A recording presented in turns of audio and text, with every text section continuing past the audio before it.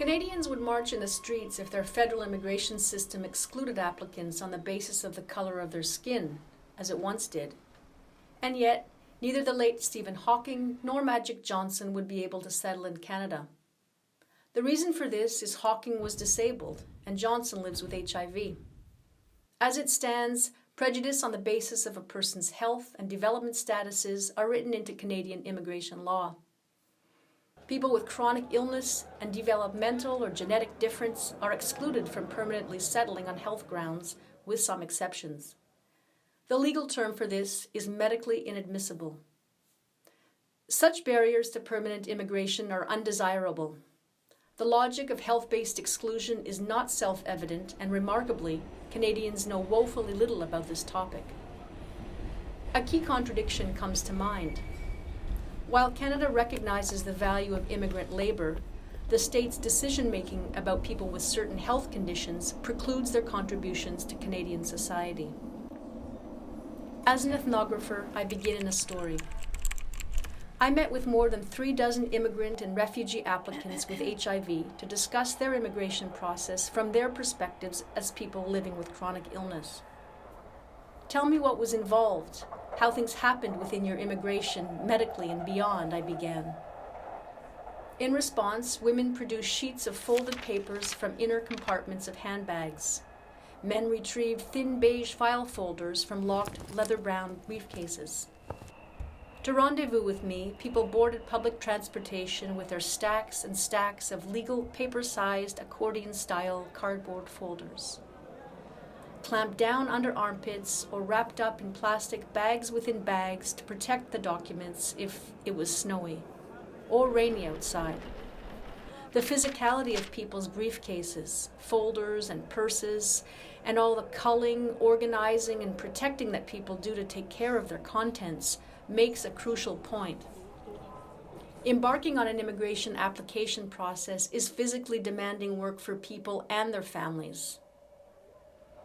By design, people's immigration paperwork, all the slips of paper, receipts, proofs of payment, official forms, online test results, instructions given to them by border guards, other state officials, lawyers, and doctors, renders them institutionally visible as well as legible and actionable. Migrants know this, and as such, guard the texts they amass preciously. While the Canadian-born person rather easily carries such state-issued documents around with them in a wallet, not giving much thought to this practice of habit. A ubiquitous practice in immigrant households is the husbanding of official documents, packed away inside a box or other improvised holder of documents that over time ends up getting inched to the back of a closet. While perhaps unseen for years, all the inhabitants of immigrant households know where these documents are. They know of their existence. Their home societies are textual rather than digital societies, and they work so hard to get the documents in the first place. This is Martha, whom I met a decade ago. She contacted me by email after learning that I was researching the Canadian immigration system and its treatment of people with HIV. I have something to say about that, she told me. We met in her apartment in a low-rise building in a poor neighborhood in Montreal. Her home was lovely. The building was falling apart. Martha described what happened in her immigration interview with Canadian immigration officials in Russia, where she was living and studying at the time. The officer assessing her said that she may not find work in her field, or, further still, that she might have to do this and that for work. What? Are my ears playing tricks on me? She thought. After all, she was fluent in both Canada's official languages, 2 African languages, and also Russian. She would soon hold a doctoral degree in applied sciences. All of these were in her favor within Canada's points-based immigration system. She quieted the uneasiness she felt triggered by the officer's line of questioning. At the end of the interview, the official said she was a very good candidate for permanent immigration. The next step was to travel to Moscow to do an immigration medical examination. She felt happy, another thing to cross off her to-do list. 6 weeks later, as Martha sat in her university dormitory room, the phone rang. There's something wrong with your medicals. We need to see you again. Martha pressed for details. What's wrong with my medicals? Can you tell me? She was told that no, this could not be discussed on the phone. When you come here, it's quite confidential. We will let you know. Martha paused before continuing. I was scared. I suspected that I might have HIV. This was the gossip among us foreigners. You don't want a call back from the immigration doctor. This is a bad omen. This can only mean bad news. All sorts of things raced through my mind. An HIV-positive diagnosis would bring on personal troubles. It would bring on disease-specific state surveillance. My immigration process had just become really complex. I have been preparing my application for the last 3 years. If I have HIV, I can now never get to Canada. Ever. I learned about its medical inadmissibility regime. That people with illness, disability, and development otherness cannot immigrate. As I sat with the immigration doctor, he confirmed my HIV status. My heart sank. I would have to go back home. In Russia, foreigners with HIV are reported to the state and then expelled. People like me are officially prohibited. Going back home with difficult access to medicine, I thought, that will be the end of me.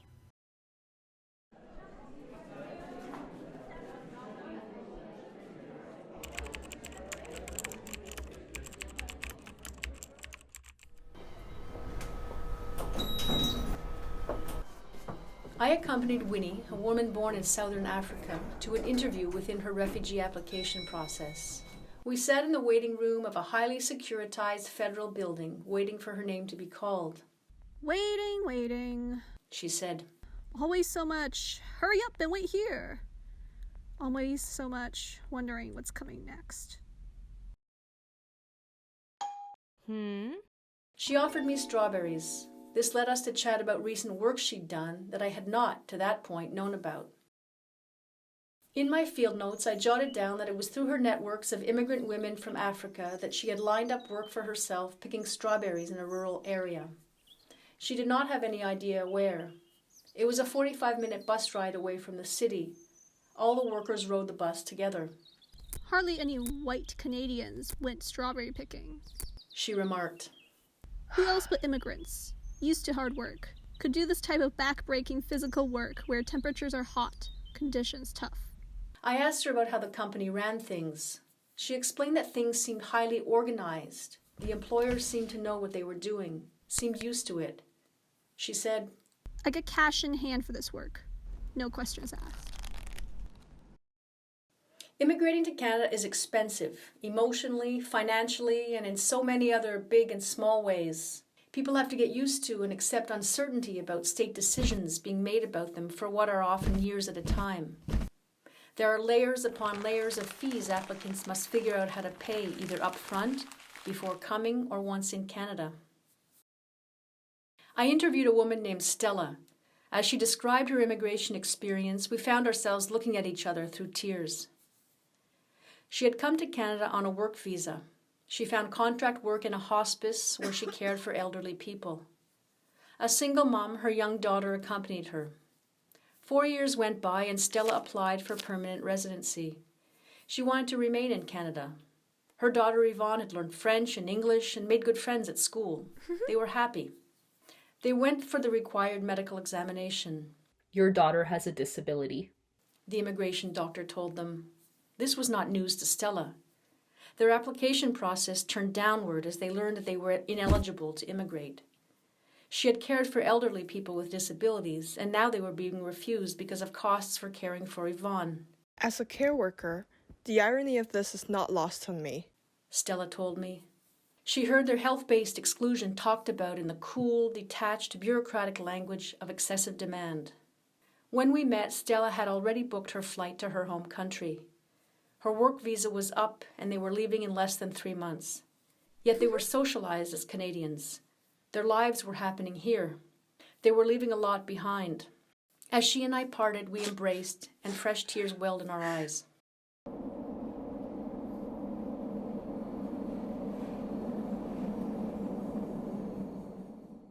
When people accepted to be interviewed, we commonly met in their homes.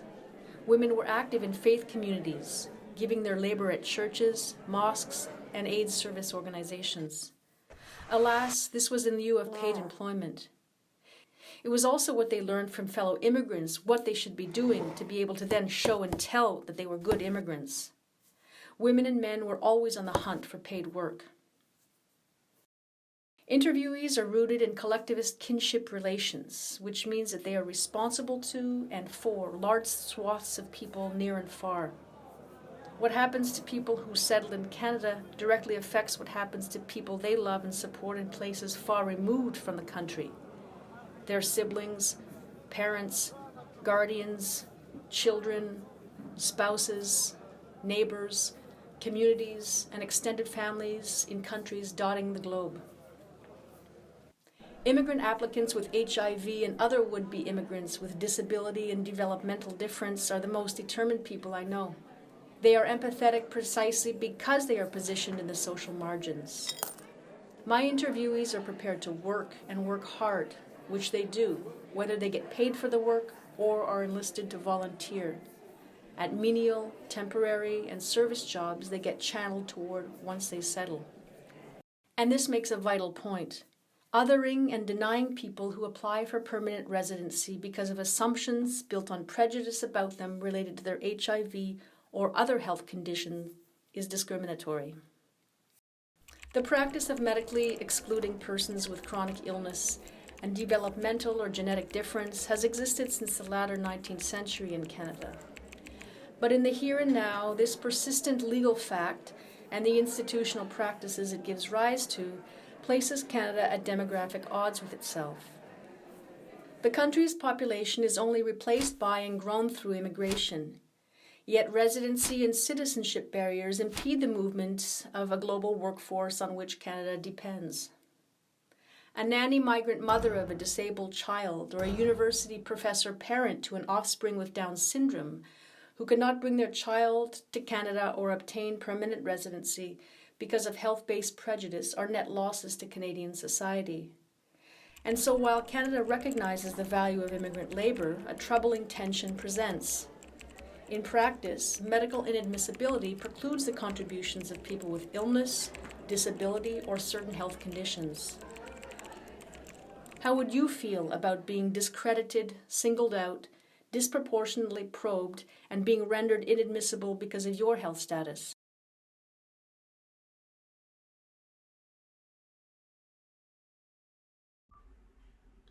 After immigrant workers settle in Canada, they make social and economic contributions for between 5 to 7 years. This is the common time lapse between settlement and citizenship. All the while, people become fully socialized as Canadians and consider themselves as such, quite apart from their official immigration status.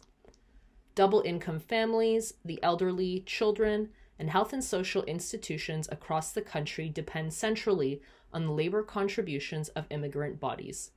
Just over 20% of the Canadian population is foreign-born, and in 10 years from now, this number is anticipated to grow to 30%. There are many concerns raised by the restrictive nature of medical inadmissibility. These issues are not well known, however, they are felt bluntly in the lived experiences of those who are refused. Disease-specific scrutiny has real effects. After all this, many individuals are unable to find work in their fields. As a result of HIV diagnosis through the Canadian immigration system, individuals become surveilled. This idea of surveillance often becomes internalized and plays out in a good immigrant, bad immigrant dynamic. Individuals feel the need to monitor both their behavior and speech as they are implicated as being risks to the health of the population facing further stigmatization. We chose to illustrate these issues and create an animatic to demonstrate the ways in which the contradictions in Canadian immigration policy play out in detrimental ways. The idea behind the decisions we made were to communicate and bring to life bureaucratic issues that affect the lives of many in hopes of closing the gap between a theoretical debate over real-life effects and actually rendering these effects visible, to be blatantly seen and presented to our audience.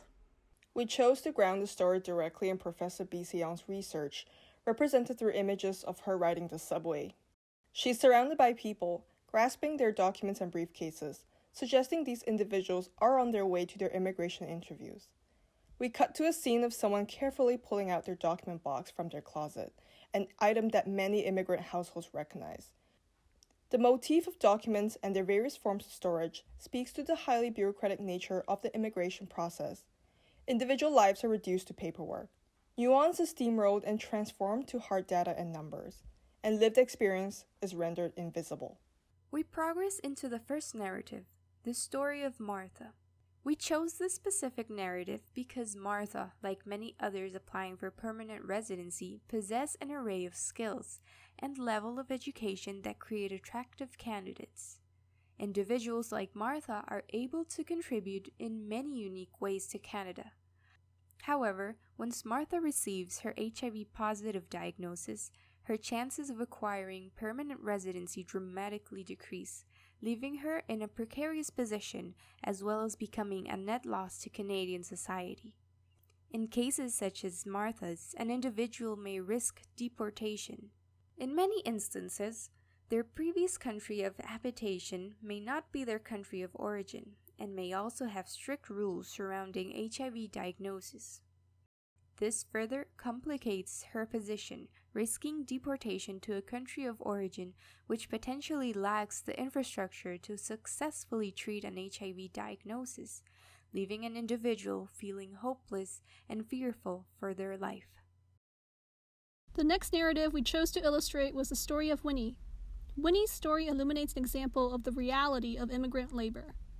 While individuals settle into Canada and undergo the process of permanent residency, they often find themselves unable to find work in their fields of expertise, and, instead, perform menial labor. Canada simultaneously relies on the labor of these individuals, yet refuses them on the basis of health and genetic conditions. In Winnie's case, she suggests that it is often immigrant bodies within this agricultural setting, working long and hard hours, rather than the bodies of Canadian-born citizens. Winnie receives cash in hand for her work, followed by a scene of her being judged by Immigration, Refugee, and Citizenship Canada, while layers of bills covered the screen. This was meant to illustrate the idea that the immigration process itself is very expensive. Much of the money Winnie made for her labor went towards things such as lawyer fees, testing fees, and transportation fees to and from her immigration interviews and tests. In many cases, individuals are part of larger familial communities, and their earnings may be sent to support loved ones back home. Stella's story brings to life a different kind of immigration experience. It was not Stella herself who was rendered medically inadmissible, but instead her young daughter. Stella found employment at a hospice for many years before applying for permanent residency. At a medical examination, Stella's daughter's disability came to light, rendering her, and in addition, Stella, medically inadmissible.